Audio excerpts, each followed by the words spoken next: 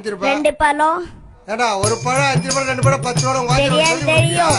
ஒரு பழம் 5 ரூபா, 2 பழம் 10 ரூபா, 3 பழம் 15 ரூபா, 2 பழத்தை 8 ரூபாய்க்கு தருவீங்களா? வேற ஒரு பேசிக்கிட்டு. ஹலோ, என்னங்க நம்ம பையன் சீனுக்கு கீழே பேச்செல்லாம் இருக்காங்க. பையன் கீழே ஊத்துறானா? ஆமாங்க. போல ஆட்டி கூட்டி போடி. சீக்கிரம் வாங்க. நான் வந்துறேன். நான் உடனே வரேன். சீக்கிரம் வாங்க.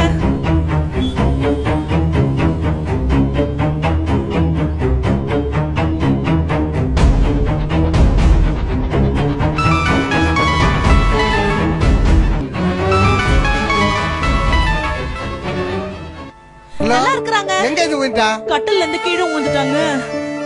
குழந்தைக்கு ஒண்ணு ஆகலையா? இல்லங்க, குழந்தைக்கு ஒண்ணும் ஆகல. குழந்தை நல்லா இருக்கறாங்க. ஒண்ணும் இல்லல்ல? இல்லங்க. ஒண்ணும் இல்லல்ல?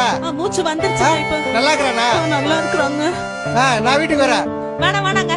வியாபாரத்தை முடிச்சிட்டு சாயங்காலமா வாங்க. என்ன எப்படி பார்க்க முடியும்? வியாபாரத்தை எப்படி கவனிக்க முடியும்? நாய்க்கிலே இருக்கா என்னன்னு தெரியல. இனிமே போய் பார்த்தாதான் தெரியும். சரி போய் பாருங்க. போ, என்ன ஆச்சா போய் பாக்குற கடைசியா. சாயங்காலம் சீக்கிரம் வீட்டுக்கு வந்துருங்க.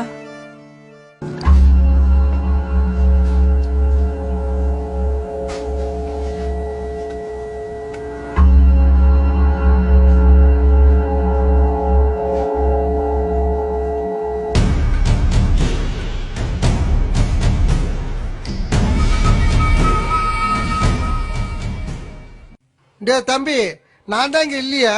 அப்படியே பழத்தை எடுத்து சாப்பிட வேண்டியதானே? என்ன எல்லாத்துக்கும் காசு போட்டு எடுத்து சாப்பிட்டுக்கிறீங்க? நீங்க இல்லன்னா நான் அல்லா பாத்துட்டு இருக்கான். அல்லாவா? அவன் எங்க இருக்கா? அல்லா எல்லா இடத்துலயும் பாத்துட்டு இருக்கான். 3D சாப்பிட கூடாதுன்னு எங்க நபி சொல்லிருக்காங்க. உங்க நபியா என்ன சொல்லிருக்காரு? உழைச்சுதான் சாப்பிடணும். அடுத்தவங்க பொருளை அனுமதி இல்லாம எடுக்க கூடாது. அப்படி எடுத்தா அது ஹராம். உங்க நபியா எப்ப சொன்னாரு? யாருகிட்ட சொன்னாரு? உங்ககிட்ட சொன்னாரா? ஏன் உங்களுக்கு எதுவுமே தெரியாதா? எல்லாம் அங்க ஹஜ்ரத்தா சொன்னாங்க.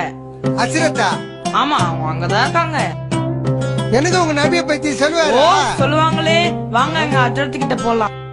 வாடாப்பா, பொய்யா வைக்கவானா? பொய்யா அப்புறமா வைக்கலாம். உங்களை பார்த்தா ஹஜ்ரத் சந்தோஷப்படுவாங்க. என்னடா இவ்வளவு தூரம் கூட்ட? ஆமா வாங்க. அஸ்ஸலாமு அலைக்கும். வலைக்கும் அஸ்ஸலாம் வரஹ்மத்துல்லாஹி வபரகாத்து. என்னப்பா தாரிக், கொய்யாப்பழ வண்டியை கொண்டு வந்திருக்க? அசரத், இந்த கொய்யாப்பழ அங்கிளுக்கு ரசுல்லா பத்தி தெரியணுமா, அதான் கையோடு கூட்டிட்டு வந்தேன். சரி அசரத், அஸ்ஸலாமு அலைக்கும், நான் வரேன்.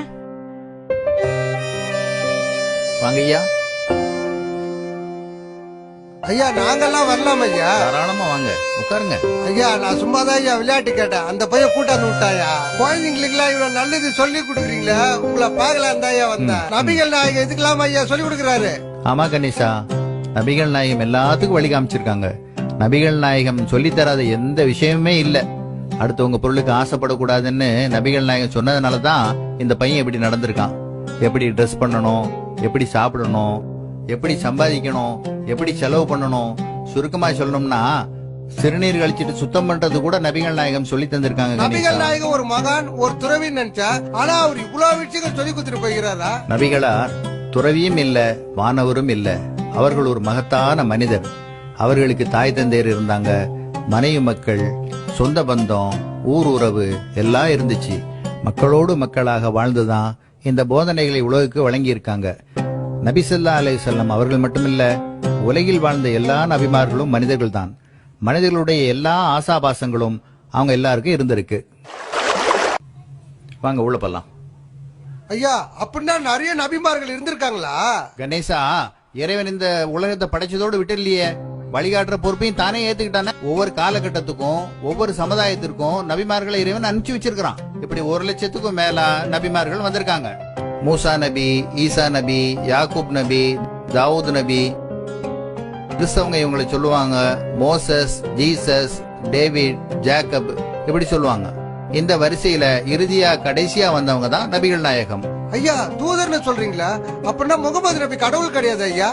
நபிகள் நாயகம் மனிதர்களிலே சிறந்த மனிதராக இருந்தாங்க. அவங்களே சொல்லியிருக்காங்க, கிறிஸ்தவர்கள் மரியமுடைய மகன் ஈசாவை கடவுளாக்கியது போல என்ன நீங்க கடவுளாக்கிறாதீங்க. ஐயா கேளுங்க.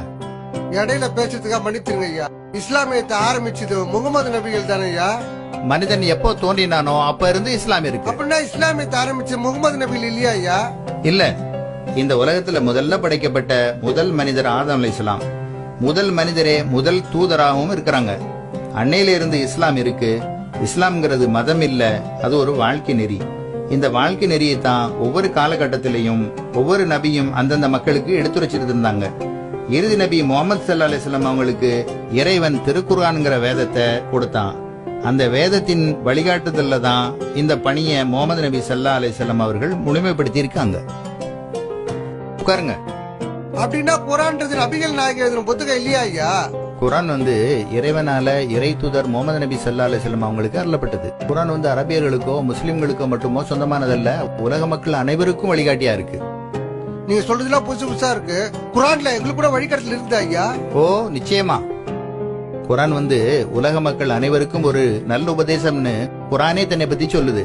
அது மட்டும் இல்லாம குர்ஆனின் பல வசனங்கள் ஓ மனிதர்களே ஓ மனிதர்களேன்னு திருக்குர்ஆன் சொல்கிறது. அது மட்டும் இல்லாம நபிகள் நாயகம் ஸல்லல்லாஹு அலைஹி வஸல்லம் அவங்க முஸ்லிம்களுக்கு மட்டும் நபியா வந்தவங்க இல்ல, உலகத்தில் உள்ள எல்லா மக்களுக்கும் நபியா வந்தவங்க. ஐயா சொன்னா தப்பா நினைக்க மாட்டீங்களா? ஏன் தப்பா நினைக்க போறேன்? நீங்க கேட்காம இருந்தாதான் தப்பா நினைப்பேன். அப்படின்னா நாங்களும் குர்ஆன் படிக்கலாமா? தாராளமா படிக்கலாம். நானே உங்களுக்கு ஒரு குர்ஆனை கிஃப்ட் பண்ணலாம்னு இருக்கிறேன். ஐயா எனக்கு இன்னும் ஒரு சந்தேகம் ஐயா. நபிகள் நாயகம் இறந்து ஒரு 200-300 வருஷம் இருக்குமா ஐயா? இல்ல, முகமது நபி ஸல்லல்லாஹு அலைஹி வஸல்லம் அவங்க கிபி 571 ஆண்டு அரேபியா நாட்டில குறைஷ் என்னும் குலத்தில அப்துல்லா ஆமினா என்ற தம்பதியருக்கு மகனாக பிறந்தாங்க. பிறக்கிறதுக்கு முந்தையே தந்தையை இழந்தாங்க. 6 வயதாகும் போது அன்னையை இழந்தாங்க. பாட்டனார் அப்துல் முத்தலிபின் பராமரிப்பிலே வளர்ந்தாங்க. அவர்கள் மரணித்த பிறகு